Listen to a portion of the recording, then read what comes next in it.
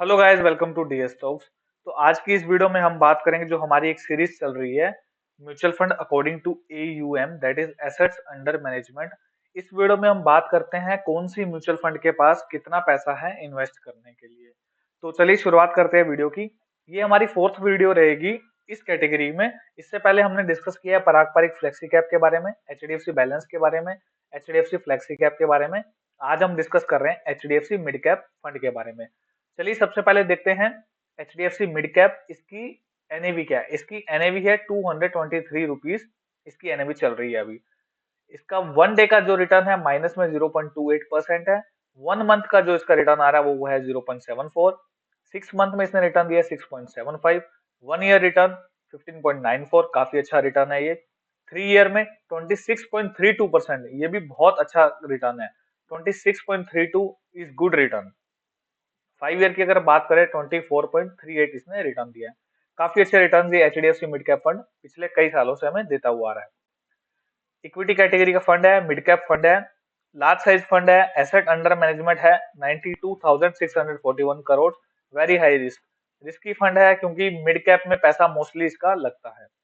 की मैट्रिक्स की बात करें तो एक्सपेंस रेशियो 0.71 है, PE ratio 26.82, Sharpe ratio 0.80, category expense है 1.31, जो कि ये म्यूचुअल फंड का अच्छा है। 0.71 में ये अपनों को दे रहा है।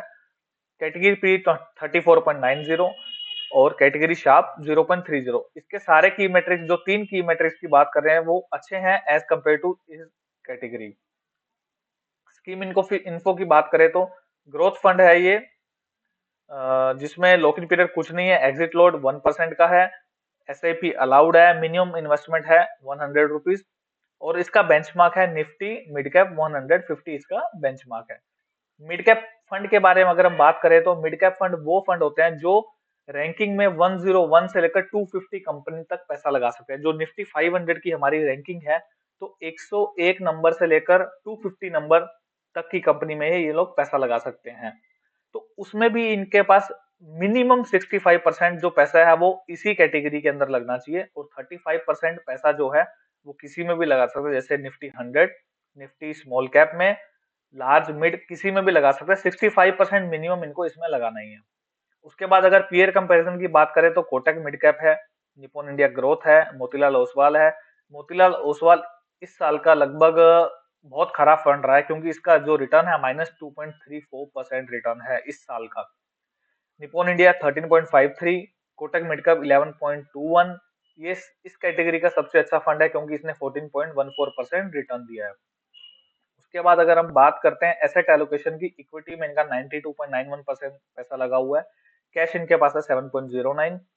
अगर सेक्टर डिस्ट्रीब्यूशन की बात करें तो प्राइवेट बैंक्स 10.70, ऑटो पार्ट्स में 10.47, pharmaceuticals 9.39, IT 7.91, specialised finance 7.58। Current holdings की अगर हम बात करें तो मैक्स में 4.65%, AU small finance bank 4.21, Federal Bank 3.69, Indian Bank 3.33, Balkrishna industries 3.31, Hindustan petroleum 2.99। ये इसकी कुछ होल्डिंग्स है, Coforge, Glenmark pharmaceutical, Ipca laboratories, Mahindra Mahindra, Fortis, इनमें इनका पैसा लगा हुआ है अकॉर्डिंग टू जो इसके मिड कैप कैटेगरी है। उसके बाद अगर हम एएमसी प्रोफाइल की बात करें तो HDFC am asset management company 88 schemes हैं, 9,13,000 करोड़ के करीब इनके पास एयूएम है टोटल। मैनेजर की बात करें वो है श्री चिराग सेतलवाड़ जी, इनके मैनेजर हैं। टैक्स इम्प्लीकेशंस वही रहती है, शॉर्ट टर्म कैपिटल गेन 20% है और लॉन्ग टर्म कैपिटल गेन तो 12.5% है। तो ये था हमारी फोर्थ वीडियो जो कि हमने एचडीएफसी मिड कैप फंड के ऊपर बनाई है। आगे ही ऐसी वीडियोस को देखने के लिए, सुनने के लिए हमें सब्सक्राइब करिए डीएस टॉक्स। Thank you.